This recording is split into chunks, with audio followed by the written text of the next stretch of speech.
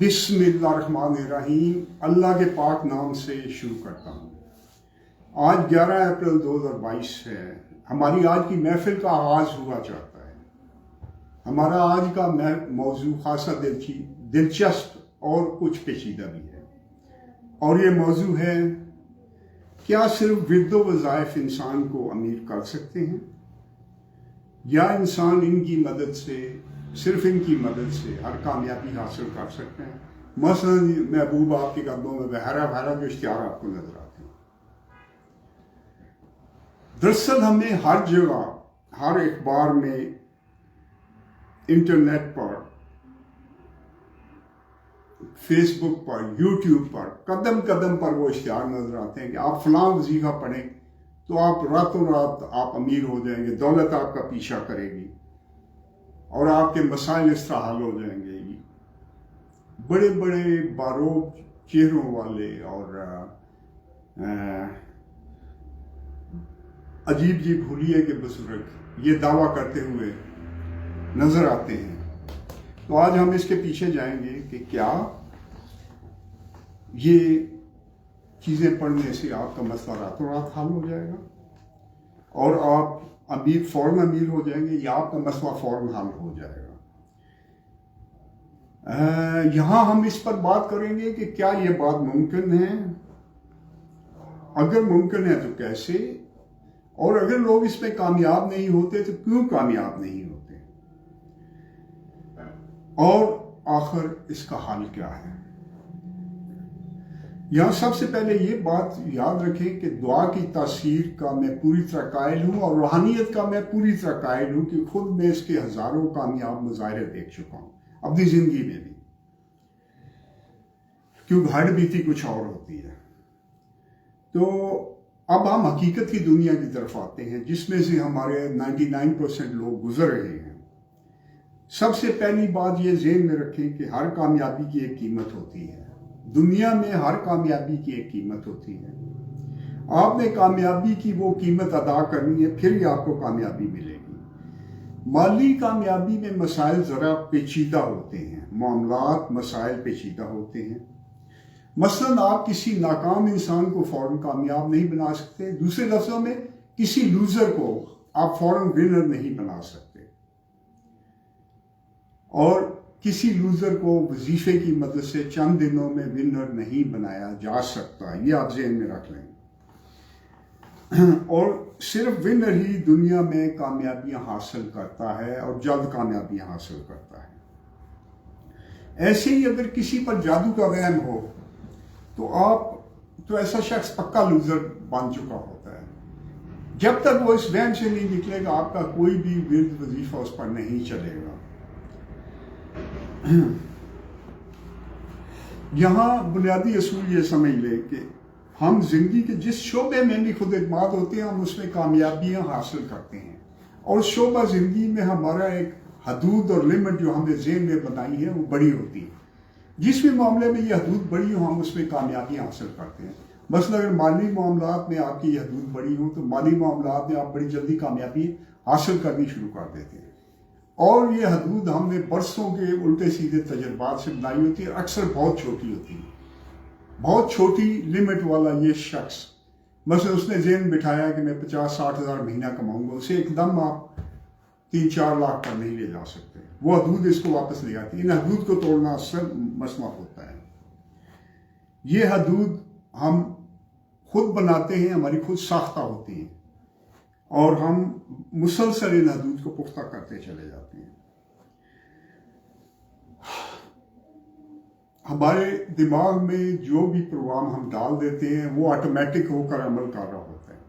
तो अब जो शख्स गरीब है, वो महज इस वजह से गरीब है कि वो उसने अपने ज़हन में बिठाया हुआ है कि मैं मौजूदा हालात में, मौजूदा माहौल, मौजूदा एनवायरनमेंट, मौजूदा फैमिली बरादरी में गुर्बत का ही मुस्तहिक हूँ, मैं गुर्बत ही डिजर्व करता हूँ। तो ये जब तक उसने ज़हन में बिठाया है और बार बार इसे रिपीट कर रहा है, वो कभी अमीर नहीं हो पाएगा। उसे ये चीज़ ख़त्म करनी होगी। बेशुमार बहुत से कमज़ोर माहौल वाले अमीर हो गए, ملک ریاض ان میں سے ایک ہیں، پاکستان کے امیر ترین شخص، بے شمار اور مثالیں ہیں، حاکمین خان صاحب سے بہت سے اور تھے۔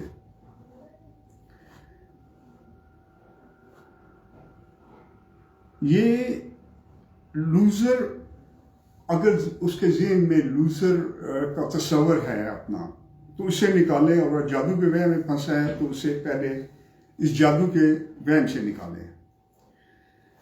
اچھا، ایک اور عجیب بات یہ ہے کہ ہمارے ملک میں ویڈیوز اور روحانی مسائل میں بہت سے عجیب و غریب واقعات پڑھنے اور دیکھنے کا موقع ملتا ہے۔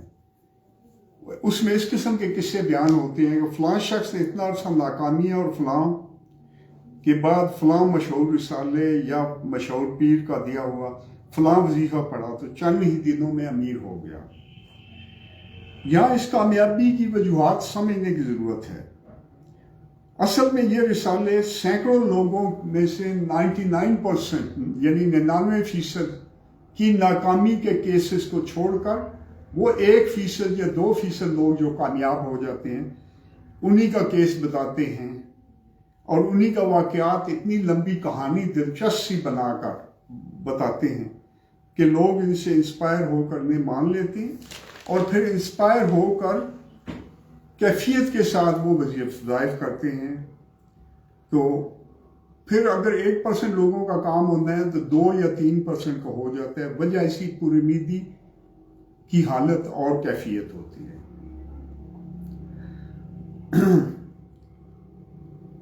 یہ نیٹ پر اسی قسم کی عجیب و غریب چیزیں دکھائی جاتی ہیں، کسی کے منہ سے کیل نکل رہے ہیں، کسی کے کچھ ہو رہا ہے۔ یہ بھی 500 میں سے ایک کامیاب کیس ہوا کرتا ہے، لیکن یہ ایڈورٹائزمنٹ کرنے والے، مختلف قسم کی ایڈورٹائزمنٹ کرنے والے اتنے ٹیکنیکل اور اتنے ہیرا پھیری کرتے ہیں کہ آپ کو برسوں بعد ان کی سمجھ آئے گی، اور شاید اس کے بعد بھی نہیں آئے گی، کیونکہ یہ لوگ نئے حربے ڈھونڈ لیا کرتے ہیں۔ دوسری طرف دیکھیں کہ پاکستان میں بے شمار لوگ قسمت کو ہی سب کچھ سمجھتے ہیں، لیکن یہ دیکھیں قسمت کیا ہے۔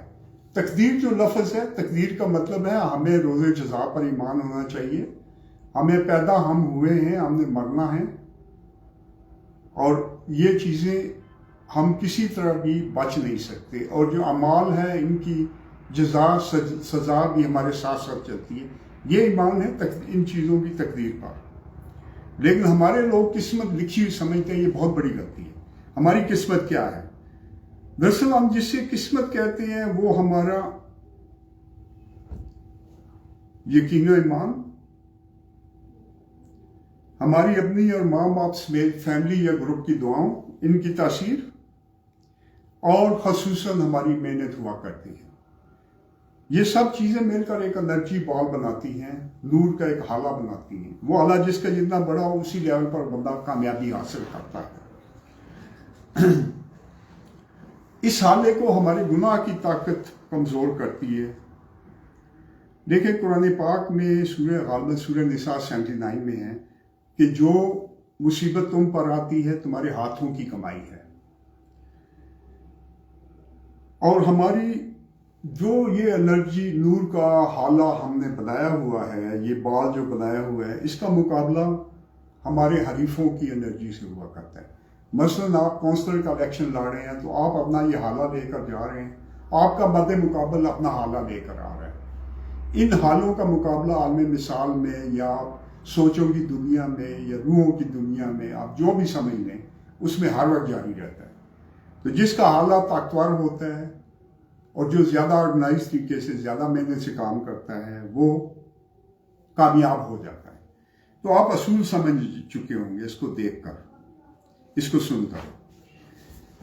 آپ اسی اصول کے تحت دیکھیں گے کہ اکثر ایک گروہ کا اگر ایک مضبوط یقین والا، مضبوط ایمان والا بندہ مر جاتا ہے تو اس گروہ کی کمزوری شروع ہو جاتی ہے۔ اکثر بیوی کی وفات کے بعد کئی خاندانوں کے مالی حالات بہت خراب ہوتے دیکھے گئے ہیں۔ اب ہم اس معاملے میں سب سے اہم نقطے کی طرف آتے ہیں کہ ہمارا مضبوط یقین و اعتقاد اگر کسی اس کا اس میں عمل دخل ہوتا ہے، بلکہ یہ سارا یقین و اعتقاد پر ہی چلتا ہے۔ اگر کسی مضبوط یقین والے کا یہ اعتقاد اپنے تویز پر بیٹھ گیا کہ میں جو تویز دیتا ہوں اس سے لوگوں کا بھلا ہوتا ہے، تو بہت زیادہ لوگوں کا بھلا ہونا شروع ہو جاتا ہے۔ اس عمل کو پکانا پڑتا ہے۔ پھر یہ بندہ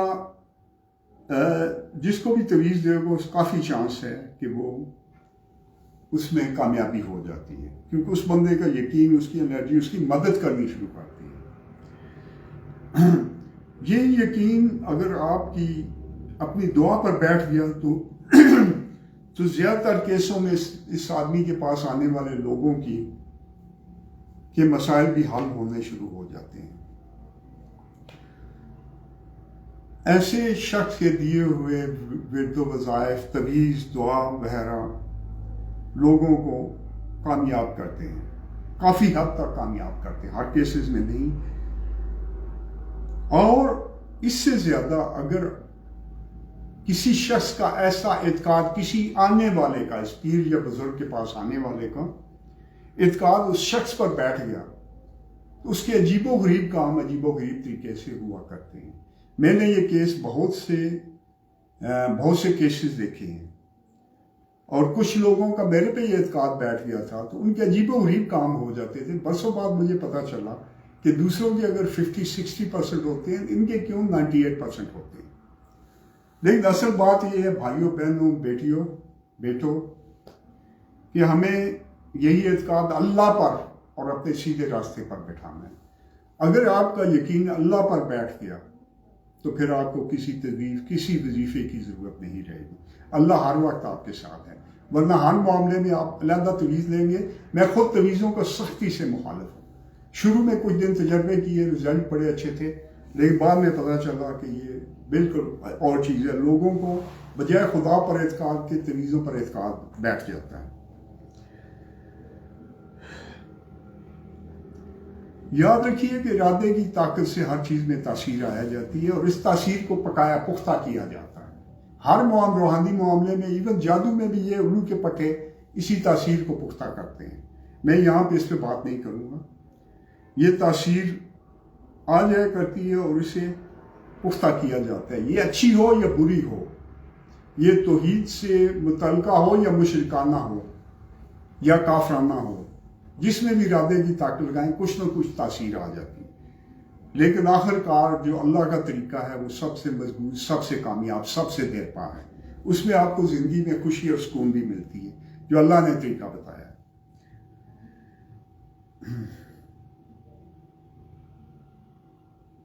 تو آپ کی جو روحانی انرجی ہے وہی اس چیز کا فیصلہ کرتی ہے، اور آپ کی محنت اور آپ کا جو بنا ہوا نور کا حالہ ہوتا ہے۔ اب ذہن میں یہ بات ضرور رکھیں کہ اگر صرف ورد و وظائف سے لوگ امیر ہو جاتے تو پاکستان میں ایک بھی غریب نہ بچتا، اور اگر ورد وظائف کرنے سے لڑکیاں قابو میں آ جاتی تو کوئی بھی امیر حسینہ گوری اس ملک سے واپس نہ جایا کرتی۔ لیڈی ڈیانا تو بالکل واپس نہ جاتی، وہ یہاں ہی رہ جاتی کسی کے ساتھ۔ تو یہ چیز آپ سمجھنے کی کوشش کریں۔ یہ انرجی کا جو مقابلہ ہے اسے سمجھنا اس لیے بھی ضروری ہے کہ متحدہ معاملوں میں یہ زیادہ ضروری ہو جاتا ہے۔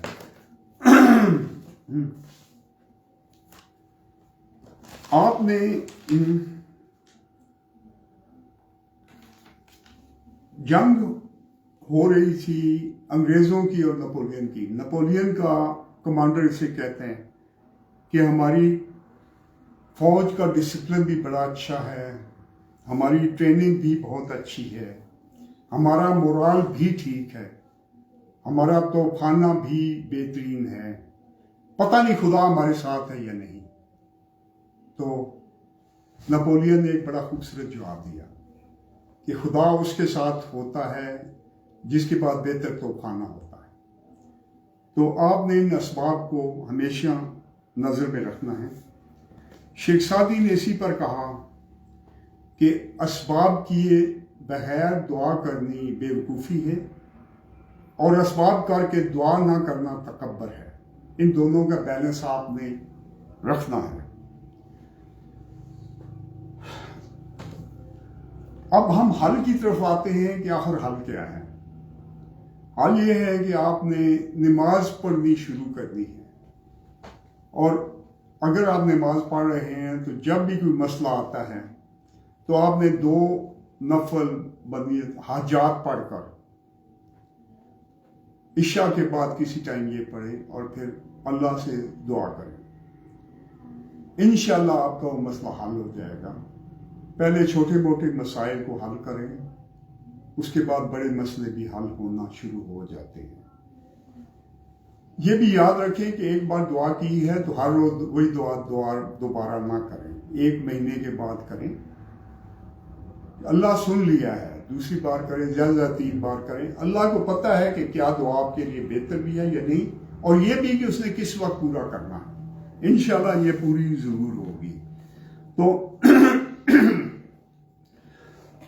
یہاں سبق یہ بھی ہے کہ اگر کوئی شخص غربت کو ختم کرنا چاہتا ہے تو اسے کوئی اسکل یا ہنر سیکھنا چاہیے، بجائے خالی دعا پر بیٹھے رہنے کے۔ اور عام آدمی کو 90% زور اپنی محنت پر رکھنا چاہیے اور 10% توکل پر، لیکن توکل کے پختہ ہونے پر جو آدمی اہل ایمان اہل یقین ہو جاتے ہیں ان کی صرف 10% محنت اور 90% کام توکل کا رہا ہوتا ہے۔